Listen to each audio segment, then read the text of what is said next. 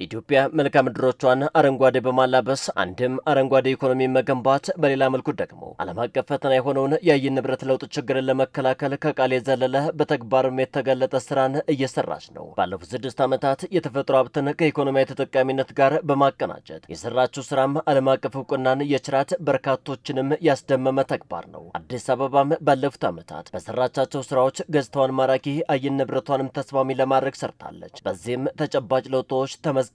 መዲናዋ ባስጀመረችው በሰባተኛው ዙር የአረንጓዴ አሻራ መርሃ ግብር ላይ የተገኙት በኢትዮጵያ የተባበሩት መንግስታት ድርጅት የልማት ፕሮግራም ቋሚ ተወካይ ሳሙኤል ዶ ኢትዮጵያ የጀመረችው መርሃ ግብር ግዙፍና ትውልድ ተሻጋሪ ስለመሆኑ ምስክርነታቸውን ሰጥተዋል። This is a massive project, but one of the things that I really admire ይህ መርሃ ግብር ግዙፍ ፕሮጀክት ነው።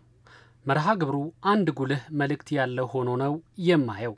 ነገን የማዘጋጀት ራዕይ ያለው መሪነትን በዚህ ግዙፍ ፕሮጀክት አይቼበታለሁ። እንደ ሀገር ለተመዘገቡ ስኬቶችና ለአረንጓዴ አሻራ መርሃ ግብር ስኬታማነት የመሪዎች ሚና የላቀ ነው ያሉት ሳሙኤል ዶ የተሻለችና አረንጓዴ የለበሰች ሀገርን ለትውልድ ለማሻገር የሚሰራው ስራ የሚደነቅ ነው ብለዋል።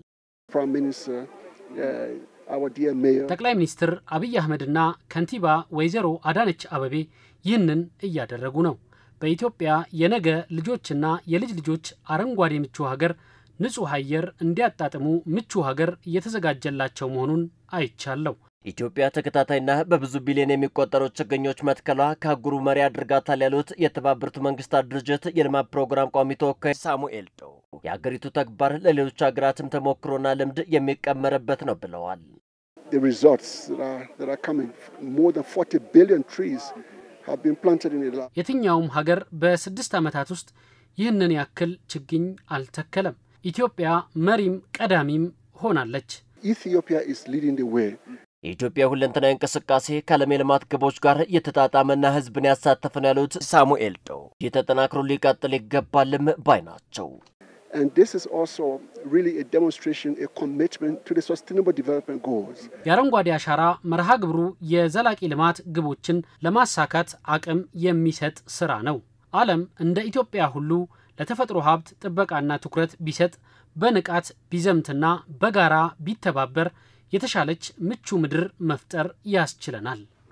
The Green Legacy, the launch of 2025 initiative, and the Vice President of Nigeria also